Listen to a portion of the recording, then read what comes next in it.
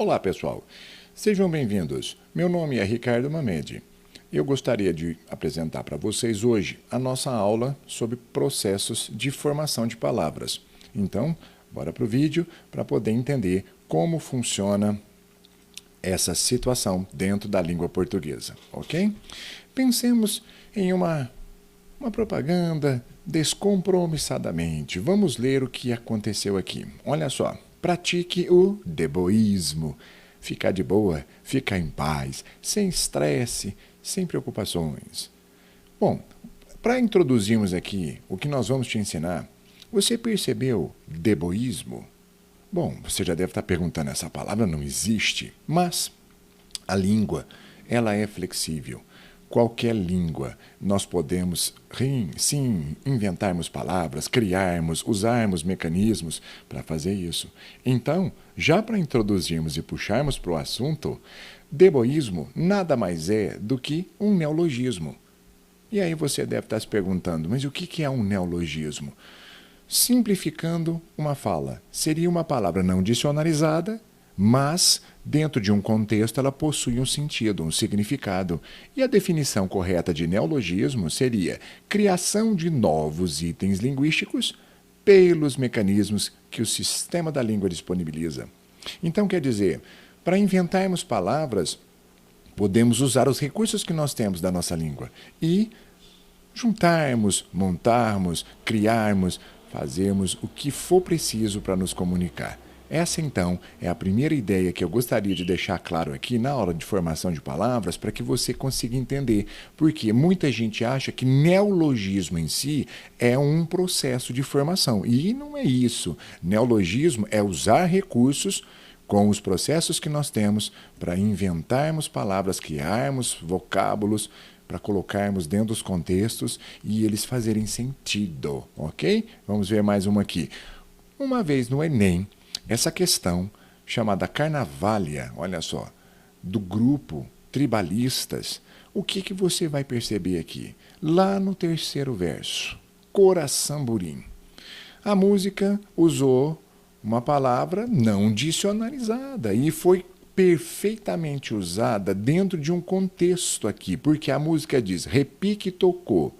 O surdo, que é um instrumento musical, o surdo escutou. E o meu coraçamburim, Cuíca gemeu. Então, estou falando sobre um processo de criação musical. Mas o que seria corazamburim? Olha só, olha o que eles estão dizendo para nós. É uma soma de coração mais samba mais tamborim. Isso, na língua portuguesa, tem nome. Nós chamamos isso de aglutinação. Sim. Agora, o que é que você quis dizer aqui com isso? O que é isso na ideia? Olha lá, refere-se ao mesmo tempo a elementos que compõem uma escola de samba e uma situação emocional em que se encontra o autor da mensagem com o coração no ritmo da percussão. Ficou claro, então, que o neologismo é isso, é criarmos uma palavra com os recursos que nós temos da nossa língua, para intercalarmos, integrarmos isso dentro de um contexto, dentro de um texto, para que ele fique perfeito. A questão original do Enem era essa. O que é que eles estavam querendo saber? Essa palavra aqui, coraçamburim, corresponde ao quê? A um estrangeirismo, que seria uma palavra vinda do inglês, do alemão, colocada dentro da nossa língua? Ao neologismo, que acabamos de te explicar? Olha só. Há uma gíria, quer dizer, um tipo de palavra usada por certo nicho, certo grupo de pessoas? Regionalismo, palavras regionais, do Nordeste, do Sudeste, do Sul, ou é um termo muito técnico e exclusivo?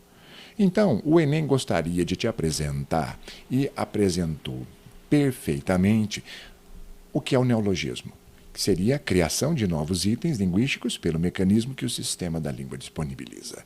Então, comecemos a nossa aula já te introduzindo isso para que você consiga passar um filtro e não se confundir. Você percebeu que o processo não é o neologismo, o procedimento de montagem, sim. Agora, o nome dos processos eu vou te apresentar na sequência. Vamos lá, então. Além de sabermos tudo o que vimos, a todo instante, dentro da mídia, nós encontramos, olha só, os neologismos. Quem Nunca ouviu falar de um YouTube? Então, o que você viu aqui? Analista prevê YouTubização do serviço. YouTubização, olha o que nós fizemos. Incorporamos aqui uma palavra não existente dentro da língua, mas que tem o seu sentido totalmente integrado dentro do contexto em si. Por isso que os neologismos são muito importantes. E é isso aí. Dentro das provas de hoje e dentro da maioria dos jornais e revistas, essas palavras são muito utilizadas, ok? Então, olha só. Agora, pessoal, por precisarmos também, necessitarmos de nos comunicarmos de uma maneira mais ampla, nós precisamos também aprender que existem certos procedimentos, por exemplo, como esse aqui, o hibridismo, que sim, aí sim é um processo, e esse processo híbrido é porque nós temos palavras com dois radicais de línguas que são diferentes. Então, se lermos essa oração que está aqui, ó, a burocracia está com os dias contados, ela é perfeitamente compreensível. O que nós precisamos perceber é essa necessidade de denominarmos algumas palavras para nos comunicarmos de uma maneira mais ampla, de fazermos esses tipos de procedimento. Então, nada mais é aqui, por exemplo, se você pensar burocracia, também é um procedimento de composição. Olha só, é uma palavra composta. Por o quê? Uma aglutinação. Aí você pensa comigo, se isso aqui é bureau, que vem do francês, bureau, ok? Somada com cracia, que é do grego, nada mais é do que uma palavra híbrida. Mas isso não altera em nada, porque o que mais nos interessa seria o significado em si. Então, o que é hibridismo? Trata-se de palavras cujos morfemas são de línguas diferentes. Olha essa palavra que nós criamos, olha só, sambódromo. Apesar de alguns gramáticos ainda, não é, criticarem tal palavra, você tem. Dromo seria onde se faz corridas, percursos. E ali no caso samba, que seria a passarela do samba, nós não temos corrida nem percurso, mas só quando as escolas se atrasam, alguma coisa assim, nós podemos até pensar nisso. Mas aqui a palavra é cabível, porque era necessário nomearmos aquele local. Então, por isso é que eu acho que quando nós estudamos para as provas em geral, se você não ampliar o conhecimento e ficar só dando nome a processos, eu acho que nós não conseguiremos ter bom sucesso aí não, viu, gente? Então, fica a dúvida aqui, fica a dúvida não, né, pessoal? Fica aqui a dica para que você consiga ver nossa, é muito amplo, não é? Processos de formação traz uma gama imensa para que nós possamos trabalhar com vocês. Então, ficou claro? Hibridismo são palavras que possuem radicais diferentes agregados dentro dela. É isso. Vamos continuar aqui então, pessoal. Veja agora este poema de Carlos Drummond de Andrade, comigo. Ele disse com simples palavras, é o que eu sempre gosto de dizer para o aluno, com pouquíssimas palavras, criam-se universos imensos. Ele quis dizer o seguinte, olha ali, uma torneira pinga e o chuveiro chuvilha. Ele acabou de usar dentro do contexto um neologismo e a necessidade, como esse slide está aqui colocando, a necessidade de nos expressarmos. Então, na maioria das vezes, as palavras, lógico, não existe aquela situação toda, mas dentro dos contextos, tudo é plausível, tudo é possível, porque nós precisamos nos expressar. Então, na maioria das poesias, das músicas, isso acontece demais e traz uma informação tão bela, tão bonita, tão sonora, que cria uma atmosfera perfeita, que nós chamamos isso da função poética da linguagem. Ali, a linguagem poética é o arquivo mais bem provido de exemplos de criação vocabular provocada pela necessidade de expressão. Então, que fique aqui a dica. Para se expressar bem, é necessário aprendermos a montar palavras, a criar palavras. E Drummond trouxe aqui um belíssimo exemplo sobre isso. Vamos continuar, pessoal. Bom, Outra coisa importante, um pouquinho mais de teoria, para depois passarmos para a prática, são as palavras cognatas. Isso é importantíssimo para que o aluno conheça. O que é palavra cognata? Todas as palavras possuem uma base raiz, que nós chamamos de radical. Então, se ela é cognata, olha aqui estes exemplos que nós estamos dando para você aqui embaixo. É que o radical é o mesmo para todas as outras palavras que vão ser derivadas da palavra, no caso aqui, terra, como o nosso exemplo. Então, o que é palavra cognata? São palavras que possuem em sua formação o mesmo radical, a mesma origem. Agora, aqui para cima, você pode parar o vídeo e ler com perfeição a explicação que eu coloquei para você. Vamos lá. Temos mais informação. Agora vamos partir para uma parte bem, digamos assim, teórica mesmo, para que você consiga entender que dentro do processo de formação de palavras também é necessário entendermos a morfologia, a situação de criação dessas palavras e como elas são compostas. Então, isso aqui nós estamos fazendo com você é chamado análise mórfica. Por quê? Porque morfema, meninos, morfema seriam segmentos, pedaços dessas palavras que contêm significação própria. Então, se eu olhar aqui menim, in, o A e o S, todas essas palavras, ou melhor, todas essas, no caso, duas letras e aqui pedaços de palavras, chamaremos assim, são morfemas. Mas, obviamente, todo morfema possui seu nome específico. Então, digamos assim, morfema seria o geral, o genérico para qualquer pedaço de uma palavra que contém um próprio sentido. E o nome específico do morfema nós vamos olhar agora. Então, olha só isso daqui. A palavra menininhas, todo mundo já conhece. Semanticamente, o sentido. Morfologicamente, já estudamos nas aulas anteriores, é um substantivo feminino flexionado para plural. Olha isso. E também, se pensarmos bem, foi flexionado para o feminino, porque no original seria menino. E há mais uma outra informação aqui. Você alterou a palavra colocando in, que você diminuiu. Então, isso nós já havíamos comentado nas aulas de morfologia na parte de classe de palavras. Agora aqui, o que nós precisamos te passar?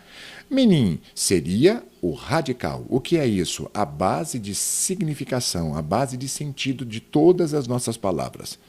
Essa parte, ela é fixa. Você não pode alterá-la. Se altera, há aí uma diferenciação. Nós vamos falar sobre isso. Algumas vezes precisa sim ser alterado por questões sonoras, mas para que tenha sentido, você precisa entender a base de formação. O in, nós já também falaremos sobre isso. Isso é chamado sufixo. O que é isso? São afixos que nós agregamos ao radical para montarmos uma palavra nova. E as desinências, não, nós não montamos palavras novas com desinências. Nós já havíamos te explicado anteriormente e agora nós vamos refrisar que desinências são palavras ou, digamos assim, morfemas, porque palavras é complicado por ser uma letra, né? Morfemas. Morfemas agregados no final das palavras para indicarmos se é gênero feminino ou se é plural. Por isso aqui nós temos desinências para substantivos e desinências para verbos. Neste caso, são as desinências para substantivos. Então ficou claro? Ficou bem explicado? Que morfema é cada pedaço de nossas palavras que contiverem sentido, ok? Ou melhor, que contém, não é? Porque elas têm o seu sentido autônomo. É isso daí. Vamos seguir. Olha aqui.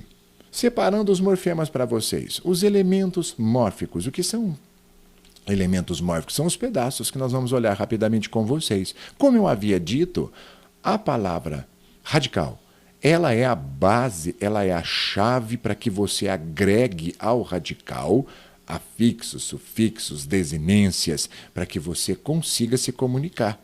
No caso, nós sabemos aqui que seria alguma situação para o lado do garoto, do menino ou da menina, como a gente falou. Mas você pode agregar palavras ao radical, porque você vai transformar em uma palavra nova ou você vai simplesmente flexionar, mas a base é ele. Então, é comum você usar isso aqui, não é? O radical sempre precisa estar presente, caso contrário, nós não conseguimos nos comunicar somente com as palavras agregadas, não é, pessoal? Então, fica a dica aí para você. É a base de significado das palavras da nossa língua. Na sequência, vamos mostrar para você o que eu havia te falado. Como nós temos o radical, podemos agregar afixos a ele. Que seriam esses afixos? Seriam também morfemas, olha só, aqui no caso o re, neste exemplo, e aqui o eiro, colocado na outra palavra. Esse afixo pode ser colocado antes, ele é chamado prefixo. E o afixo pode ser colocado depois do radical, não é? É chamado sufixo.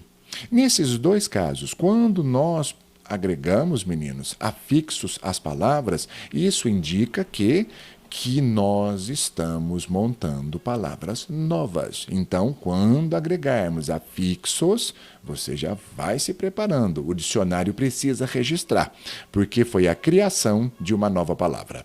Seria isso, ok?